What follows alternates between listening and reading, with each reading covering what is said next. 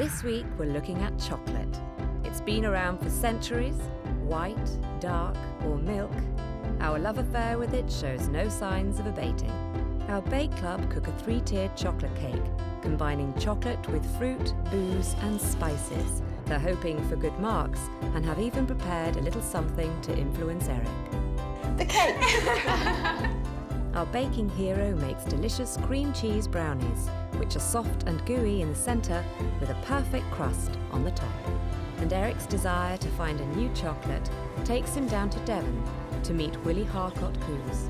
He discovers a new Indonesian variety and makes a chocolate mousse and passion fruit cake. Yeah, that's delicious. Our Bake Club today are from Brighton and London. They're an artistic bunch who write, design, produce music, and one of them even makes pots for a living. Baking is a chance to get together to make cakes for friends' birthdays and celebrations. Part of their creative process is to make up the recipe on the spot. So, what are we going to do? It's got to be something spectacular. Well, I think we should do something tiered. I'm thinking about flavours that are just a little bit more, I don't know, dangerous to maybe mix, like a chilli. Chocolate orange, that's always a good one. Maybe something quite boozy. Cherry brandy. Yes. Cherry brandy. Perfect. Perfect. I'm a music publisher by profession, but I started baking a few years ago when I lived with Poppy, actually. Well, I've always been baking. Ever since I was a kid, I was, always the one making fairy cakes and things like that.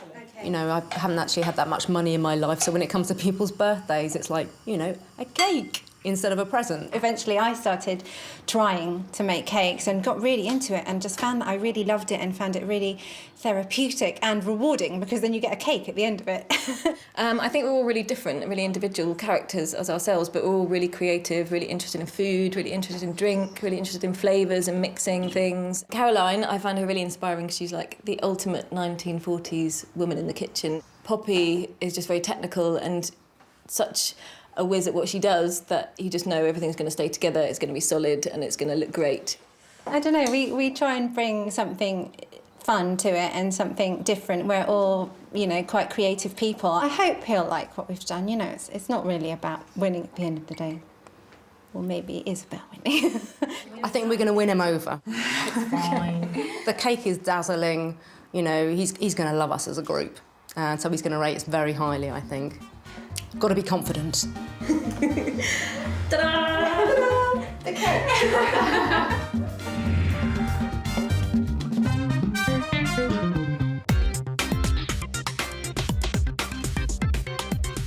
Today's quick bake is a spin on everyone's favourite, the brownie. This one has a cream cheese marbling. Everybody loves a good chocolate brownie. Adult and the kids, of course. Even better if you can make it nice and fast. And that's what we're going to do. Weigh out 200 grams of dark chocolate, melting it on a simmering pan of water. And to that, we're going to add 150 grams of unsalted butter. So I'm just going to give it a bit of a stir, and you can see it's starting to melt already.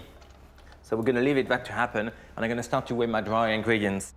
Weigh out 250 grams of unrefined golden caster sugar and 100 grams of plain flour. What we're looking for really with a brownie is something nice and chewy, almost uncooked. It's nothing worse than having a brownie which has been overcooked to its rock solid. Just going to check the chocolate. It should be melted by now.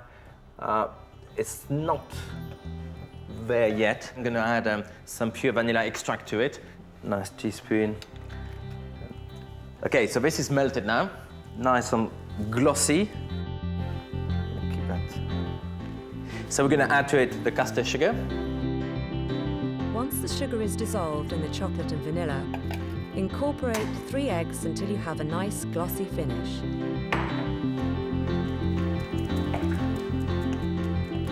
Okay, so that's all got together. I'm going to move it to a larger bowl.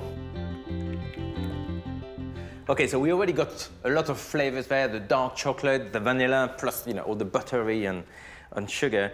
But I'm going to add another secret ingredient. We're going to boost the flavor of the chocolate. A nice, strong, dark coffee, 100 ml. So, chocolate and coffee are a marriage made in heaven, to be honest. They always work together. It's always worth adding when you do any chocolate cakes or any chocolate recipe. Okay, it's all combined lovely. And now I'm just going to sift the dry ingredient inside. Plain flour, pinch of salt in. Chocolate and salt work very well together, but you know, that's just the tiny little quantities.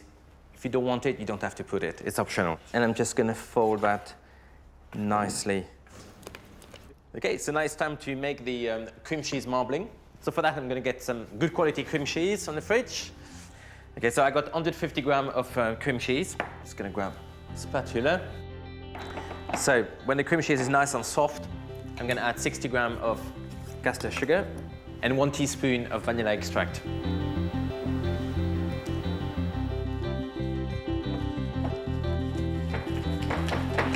Okay, and finally, just to make sure it's set, I'm gonna add 1 single egg to the cream cheese. Combine this together. Okay, so it's time to put the brownie together. So I got a baking tin here, buttered and layered as well with some baking paper. I'm gonna put the whole chocolate mixture in. Okay, so now it's time to do the marbling. You don't have to be too artistic on this one. We're just gonna put some of the cream cheese mixture scattered around the actual cake. And gently with the point of your knife, you just start to mix them. You don't want to overdo it. If you overdo it, they're gonna start combining with each other and you miss the whole principle of the marbling. So that's gonna go in the oven, 170, 175, and it will probably take 25 to 30 minutes to get a nice golden color. But remember, don't overbake it.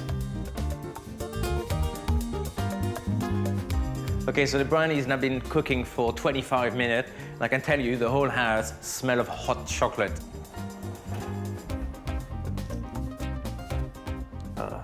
And you can see it's still a little bit sticky, which is actually perfect. You don't want it to be completely clean because that means it would be almost like overbaked or overcooked. Okay, so now, moment of truth. Tray. Okay, so I'm going to cut them in 9 pieces.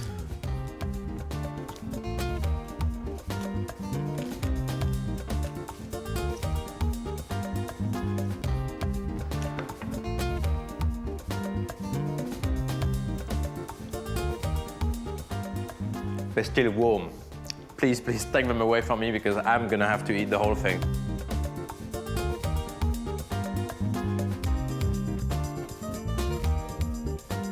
The artistic bakers from Brighton and London have arrived at Eric's, hoping their 3-tiered chocolate cocktail cake will knock Eric's socks off. How are you? Welcome to my house. Thank you very much for having us. Should we get in? Yes, let's. Yeah, let's go on, follow me. Let's see what is underneath that foil. Take a seat. Okay, you have to be careful with this one.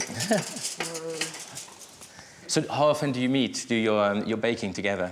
Whenever there's an occasion that demands it, so because we've got lots of mutual friends, so whenever it's a wedding, a big birthday, we've sort of like baked together. So it just depends on the occasion. So you're already getting commissions. It's not just for your own pleasure. Commissions and stuff. Yeah, friendly commissions. Yeah, yeah. There you go, Be our gift. Yeah. Actually, Kate came up with the idea of a sort of cocktail cake, like based on the flavours of a cocktail. I like my cocktails.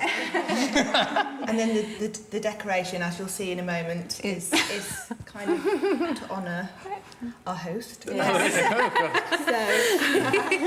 So, Should we have a peek? Yeah. Ready. Yes, Ready. I am ready. Ta-da! Oui. Wait, this is the big... And it's my name on it. It's an Eric cake. An epic Eric cake. Okay, so take me through the flavours. The base cake is chocolate orange and amaretto. The middle is chocolate cherry brandy.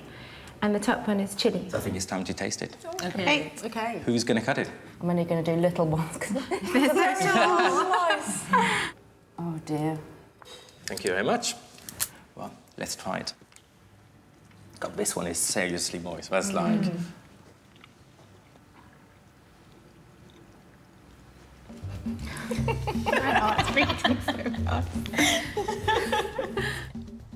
It's good.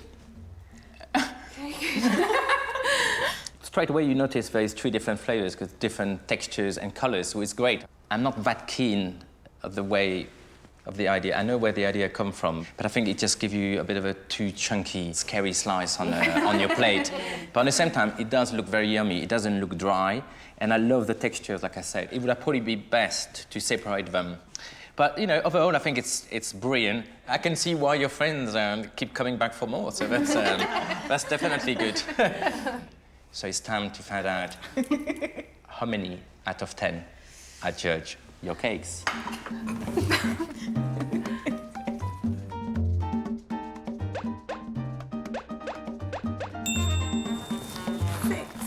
Out of 10. Yeah. That's all right. Yeah. Better than half. Surprisingly, the artistic bakers did better on taste than on artistic impression. So how will they do during their chocolate masterclass later? Eric's always looking for new varieties of chocolate and has travelled to see his supplier, Willie Harcourt Coos, who runs a chocolate factory down in Devon. First things first, breakfast. Chocolate breakfast. So, kitchen, Venezuelan breakfast. This is my... So what is a Venezuelan breakfast? Venezuelan breakfast is some toast, buttered with avocado, some fried eggs, and some 100% grated top and a little splash of chilli. And the chilli and Chocolate on eggs. Chocolate on eggs, man. Cacao. Cacao. On eggs. So I'd just slice that over there like that.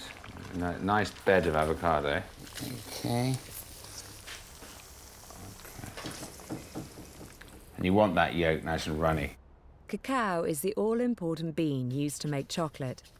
And Willie is using a block of pure Indonesian. Absolutely pure. And basically it wears a completely different flavour hat with, you know, when it's 100% really. It's not chocolate. And that's a really nice healthy covering. And then really to play, you know, one off against the other, a little splash of Tabasco. Or you can fry some chilies. So a little bit. That's going to wake me up again. That's going to wake you up. That is a Venezuelan breakfast. Well, that's my kind of breakfast. Fit for you. Great. Well, should we tuck in? Let's tuck in.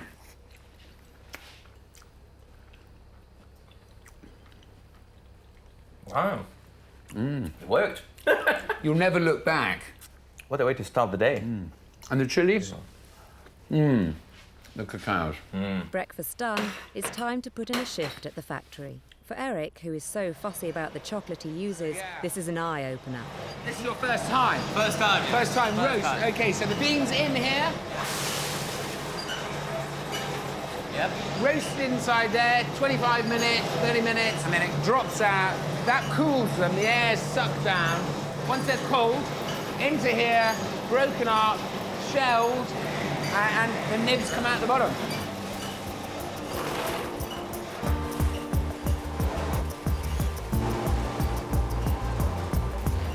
You want to do that? Load it up into the top.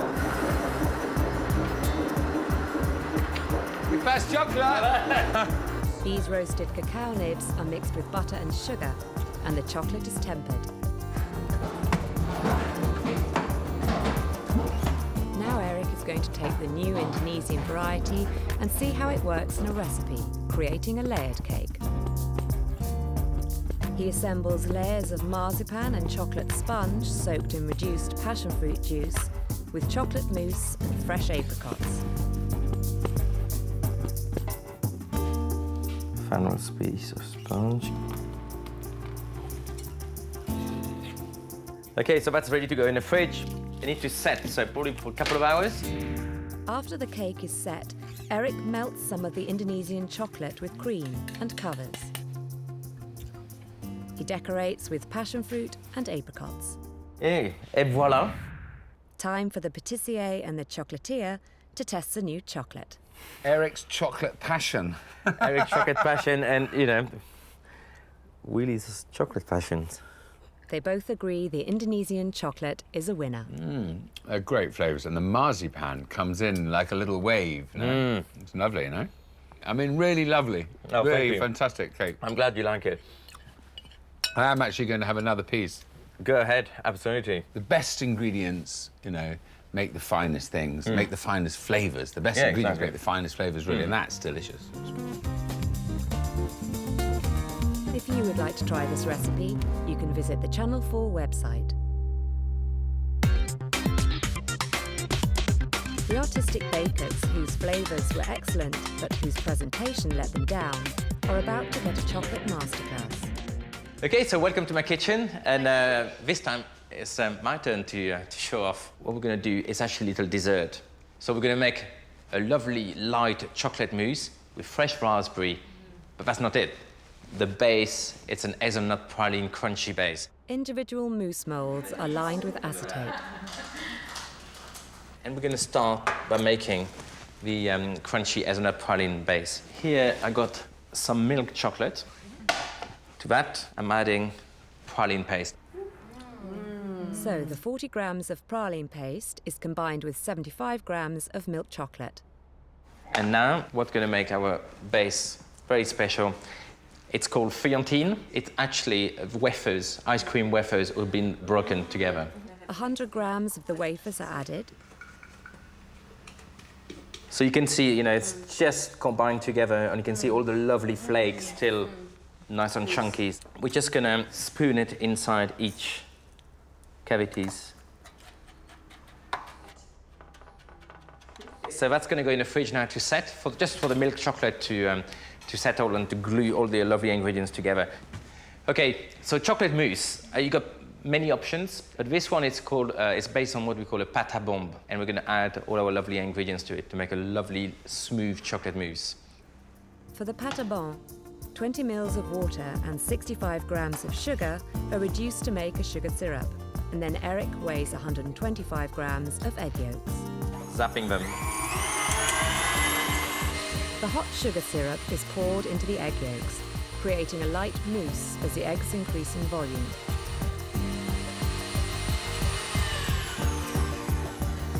But look, the volume we've got. That's amazing. And it's lovely, That's really creamy. lovely and fluffy. It looks like whipped cream. So we've got some dark chocolate who has been melted. And at this stage, you need to have all your ingredients ready. So the final one, I got some whipped cream. Okay. He adds 270 grams of melted chocolate to the eggs and sugar and whisks. So that's all mixed together. No more egg yolk. Then 325 ml of whipped cream is folded into the mousse. That looks good. The chocolate mousse is done. Lovely. The crunchy praline and chocolate bases have now set. Each mould has the light mousse filled to 0.5 centimetre. Lovely. And chocolate and raspberry work so well together. The raspberries are placed in the centre, and then the moulds are filled to the top with mousse. I love that you just wouldn't know there are raspberries in there and then you're eating it. They're put in the fridge to set. I think that's it for the first step. So your turn now. So the two of you, you're going to do the decorations. Lovely. The two of you are going to make the cakes. Great. You do the next. Are you ready to put them together? Because Yeah. I'm almost ready here. Ready? Caroline and Kate make the crunchy base and start the mousse. I think we kind of swapped roles then. Okay, ready for some decorations? Definitely. Okay, so the secret is all about the silicone mold. And you can use them with or sugar or even chocolate So when you say on sugar, their shape. like dissolved? No. We're going to use what we call petal paste. It's a kind of icing you use to make sugar flowers.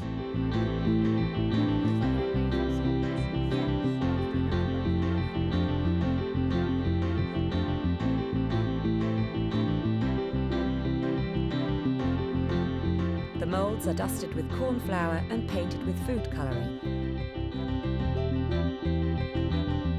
Caroline and Kate's praline and chocolate mousses are perfectly light, and they begin to assemble. Once the mousses have set and it's time to decorate, he replaces the acetate with a chocolate-covered designer version. It's now time for the artistic bakers to get creative. There is 4 volunteers there dying to be decorated. We just All yours. Get stuck in. Okay.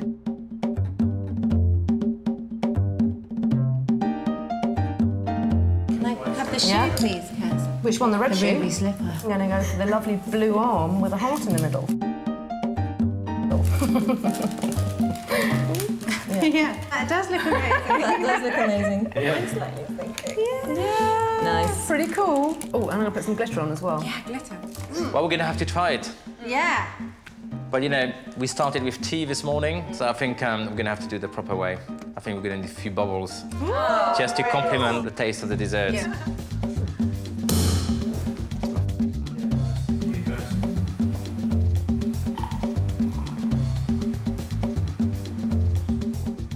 Okay, I just wanted to say a big thank you. It's been a pleasure to have you today in my house. You've been great fun, and that's the whole thing about baking. Chin chin. Congratulations. Thank you. Thank you. Thank you. Great day. Thank you. All the best.